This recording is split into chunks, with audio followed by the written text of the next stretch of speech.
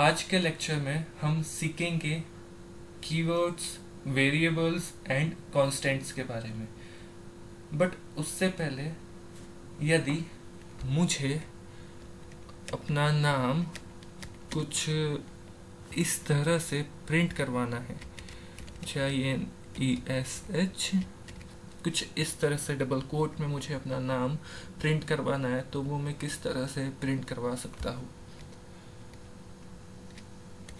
मैं अगर इसे ऐसा लिखूं तो ये रन होगा?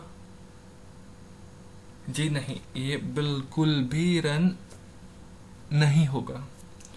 ये एरर मैसेजेस शो करके देगा, फंक्शन कॉल मिसिंग। आप इस एरर मैसेज को जल्द से जल्द नोट कर लीजिए। ओके, तो सर इसे इस तरह से लिखने का कुछ और तरीका तो होगा ना? हाँ बिल्कुल है, बिल्कुल दूसरा तरीका है। बस आपको बैकस्लैश लगा देना है इधर, एंड इधर भी बैकस्लैश लगा देना है। अब सिंपल है सर, प्रोग्रामिंग बहुत सिंपल है। ये रन हो गया एंड जिनेश प्रिंट हो गया। सिंपल है, अगर आपको समझ में आती है तो प्रोग्रामिंग बिल्कुल सिंपल है, अगर नहीं आती तो आपके लिए बहुत टफ है। ओके, तो इसकी वर्किंग भी हम लिख लेते हैं। अगर हमें डबल कोट चाहिए तो हमें कुछ इस तरीके से लिखना पड़ेगा डबल कोट के लिए। अच्छा, अगर मुझे अपना नाम कुछ इस तरीके से प्रिंट करवाना है तो इस तरीके से लिख लेते हैं, जिनेश, इस तरीके से। तो भी क्या मुझे इस तरीके से लिखना पड़ेगा इसे? जी नहीं sir, function call missing sir. उसको तो आप सिंपल सा कुछ इस तरीके से भी लिख सकते हैं, तब भी वो रन हो जाएगा। हाँ, बट अगर मुझे कुछ इस तरीके से लिखना है हमारा नाम, तो ऑब्वियसली मुझे यहाँ पे 2 बैकस्लैश लगाने पड़ेंगे। ये देखिए, ये बिल्कुल रन हो गया। वर्किंग समझ में आई आपको? ओके, मैं यहाँ पे लिख देता हूँ डबल ब्लैक स्लैश का काम ये होता है। और अगर मुझे अपना नाम कुछ इस तरीके से प्रिंट करवाना है तो आप इसे कुछ ऐसा भी लिख सकते हैं, ऐसे में बिल्कुल रन होगा। और आप कुछ इस तरीके से भी लिख सकते हैं, ऐसे में भी ये बिल्कुल रन होने वाला है। ओके, तो ये तो सिंपल सा पॉइंट है, फिर भी हम यहाँ पे लिख देते हैं। इसका मीनिंग होता है इसका, और कुछ ऐसे लिख देते हैं हम, इसका मीनिंग होता है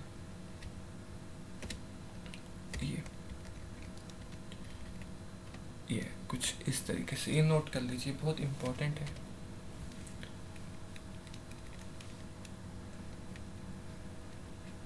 ओके, अब हम कीवर्ड्स क्या होते हैं वो सीखते हैं। कीवर्ड्स एक रिजर्व्ड वर्ड होते हैं जिसकी मीनिंग कंपाइलर को पहले से ही पता होती है, और उसकी कंपाइलर के पास एक स्पेशल मीनिंग होती है। सी प्रोग्रामिंग में टोटल 28 कीवर्ड्स होते हैं, आप गिन सकते हैं यहाँ से 1 2 3 4 1 2 3 4 5 6 7। अब कांस्टेंट एक ऐसी एंटिटी होती है जिसकी वैल्यू कभी भी चेंज नहीं हो सकती। जैसे हमने ले लिया 10 ले लिया, ओके, ये कांस्टेंट है। अब कांस्टेंट भी 3 टाइप्स के होते हैं, इंटीजर कांस्टेंट होते हैं, रियल कांस्टेंट होते हैं, कैरेक्टर कांस्टेंट होते हैं। इंटीजर कांस्टेंट्स जो कि इंटीजर होते हैं उसे इंटीजर कांस्टेंट कहते हैं, जैसे -1 3 46 59 100 1001 -1001 -2 -9 एनीथिंग एल्स। रियल कांस्टेंट क्या होते हैं? Real constants 1.9, -1.9, 1.00, -1.00 etcetera sir. Character constant sir कुछ भी हो सकते हैं, ये हो सकते हैं कैरेक्टर, ये वाला कैरेक्टर हो सकता है, ये कैरेक्टर, बट उसकी भी एक कंडीशन है सर कि वो इन्वर्टेड कॉमास में होने चाहिए। Okay sir. अब वेरिएबल्स क्या होते हैं? Variables are just like a container जो वैल्यूज को स्टोर करता है। कंटेनर है सर, वेरिएबल क्या है सर? कंटेनर है सर, जो कि वैल्यूज को स्टोर करता है, वैल्यूज इसके अंदर जाके स्टोर हो जाती है सर। जैसे कि आई है, आई क्या है? आई एक वेरिएबल है जो कि 1 को स्टोर कर रहा है। जैसे कि जिनेश हो गया, जिनेश क्या है? एक वेरिएबल है जो कि 4.7 को स्टोर कर रहा है। अब ध्यान से देखना, हमने यहाँ देखा था इंटीजर कांस्टेंट, ये एक इंटीजर वैल्यू को ले रहा है आई। जिनेश रियल वैल्यूज को ले रहा है, रियल कांस्टेंट को ले रहा है, मतलब 1 क्या हो गया? कांस्टेंट हो गया। 4.7 क्या हो गया? कांस्टेंट हो गया। यहाँ पे सी जे को स्टोर कर रहा है, तो सी जे स्टोर कर रहा है, मींस जे एक कैरेक्टर कांस्टेंट हो गया सर। इतनी बात क्लियर है सर? बिल्कुल सर, इतनी बात क्लियर होगी। Variable is just like a container, वो स्टोर करते रहता है वैल्यूज को। बट अब वेरिएबल्स के कुछ रूल्स, नियम्स होते हैं, वो नियम्स हम देखेंगे। फर्स्ट कैरेक्टर अल्फाबेट या अंडरस्कोर से स्टार्ट होना चाहिए, और फर्स्ट कैरेक्टर अल्फाबेट और अंडरस्कोर से स्टार्ट होना चाहिए। कॉमास नहीं आने चाहिए, ब्लैंक्स नहीं आने चाहिए, special symbols other than underscore is not allowed. Okay.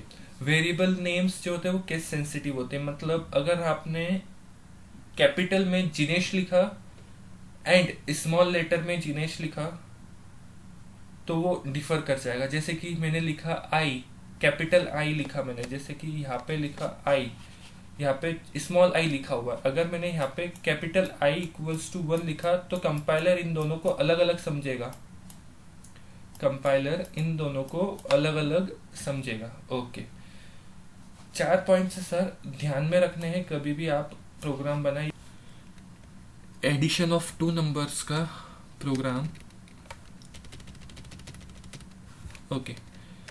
अगर मैं यहाँ पे लिखूं इंट ए, हाँ, एडिशन ऑफ 2 प्रोग्राम्स का प्रोग्राम तो हम बना ही रहे हैं, बट उससे पहले आप इसका आंसर दीजिए। अगर मैं यहाँ पे कुछ ऐसा लिखूं तो ए क्या है? यहाँ पे ए किसको डिनोट कर रहा है? ए क्या है? ए एक वेरिएबल हो गया। ओके। यहाँ पे 10 कांस्टेंट हो गया, एंड इक्वल्स का मतलब हो गया 10 ए में असाइन हो रहा है, मींस 10 ए में जाके स्टोर हो रहा है। ओके। इतना पार्ट भी क्लियर हो चुका है आपको। ओके। अब इंट एक डाटा टाइप है। ओके। डाटा टाइप क्या है? किसी भी वेरिएबल के करस्पॉन्डिंग डाटा टाइप स्पेसिफाई करने से कंपाइलर उस वेरिएबल के करस्पॉन्डिंग मेमोरी एलोकेट कर देता है। एक और बार, किसी भी वेरिएबल के करस्पॉन्डिंग डाटा टाइप स्पेसिफाई करने से कंपाइलर वेरिएबल के करस्पॉन्डिंग मेमोरी एलोकेट कर देता है। ये किसी भी वेरिएबल को यूज करने से पहले उस वेरिएबल के करस्पॉन्डिंग डाटा टाइप स्पेसिफाई करना कंपलसरी है सर। अगर आप ऐसा नहीं करते तो एक एरर मैसेज आके शो होगा। उस एरर मैसेज का नाम है अनडिफाइंड सिंबल। ओके, मैंने इसे रन कर दिया एंड एरर आ गई अनडिफाइंड सिंबल। ओके, बट अगर मैं यहाँ पे इंट लिख दूं तो अब ये बिल्कुल रन होगा। एरर क्यों आ रहा है? Print F. Okay, print F में कुछ भी नहीं लिखा हमने, प्रिंट एफ को ऐसा कर देते हैं। ओके, अब इसे रन करते। अब देखिए बिल्कुल रन हो रहा है। Okay, great sir. अब सर अगर मुझे ए की वैल्यू 10 है, उसे मुझे प्रिंट करवाना है, तो उसे प्रिंट कैसे करवा सकते हैं? ठीक है, उसे प्रिंट करवाने के लिए कुछ नहीं सर, एक फॉर्मेट स्पेसिफायर आता है आई। इंटीजर टाइप का है डाटा, मैंने अभी बताया था डाटा का टाइप क्या है, इंटीजर है। तो यहाँ पे भी हमने आई मतलब इंटीजर ही ले लिया। Okay great. यहाँ पे वेरिएबल का नाम लिख दिया। अब वेरिएबल हमेशा फॉर्मेट स्पेसिफायर के प्लेस पे वैल्यू रखते हैं, ध्यान रखना। वेरिएबल हमेशा फॉर्मेट स्पेसिफायर के प्लेस पे वैल्यू रखते हैं। मतलब ए की वैल्यू 10 है तो ये आई की जगह पे 10 रख देगा फॉर्मेट स्पेसिफायर, इसकी इस पूरे की जगह पे वो 10 रख देगा। ओके, अगर हमने अब इसे रन करा तो इधर 10 आके प्रिंट हो गया। इतना सर, इतना क्लियर है? ओके। अगर अब हमने इसे फ्लोट लिखा, इधर फ्लोट लिखा एंड इसको अब रन करा तो ये बिल्कुल रन होगा, बट ये 0 दिखा रहा है। क्यों? क्योंकि फॉर्मेट स्पेसिफायर हमने परसेंटेज आई लिया था, बट फ्लोट के केस में परसेंटेज एफ फ्लोट, इसे यहाँ पर हमने इंटीजर वैल्यू देके रखी है सर। यहाँ पे फ्लोटिंग वैल्यू तो दीजिए, मैंने यहाँ पे 1 दे दिया, 10.1 फ्लोटिंग वैल्यू हो गई। रन 10.1 0 0 0 0 0 आके प्रिंट हो गया। ये 0 0 0 0 5 टाइम्स क्यों है? क्योंकि फ्लोटिंग में 6 पोजीशन तक ही एक्यूरेसी रहती है। अगर मैं यहाँ पे 1.11 3 बार लिखूँ तो 3 बार 0 आके प्रिंट होगा। उसके बाद ये मैंने करा, ये 3 बार 0 आके प्रिंट हो गया। अगर मैंने वापस से 111 लिखा तो सर बस 11111 आके प्रिंट होगा। अगर मैं यहाँ पे कुछ कैर ऐसा लिखूँ एंड यहाँ पर कुछ ऐसा सिंगल कोट में ए लिख दूं या फिर जे लिख दूं एंड अब सी फॉर्मेट स्पेसिफायर सी यूज करना कंपलसरी है।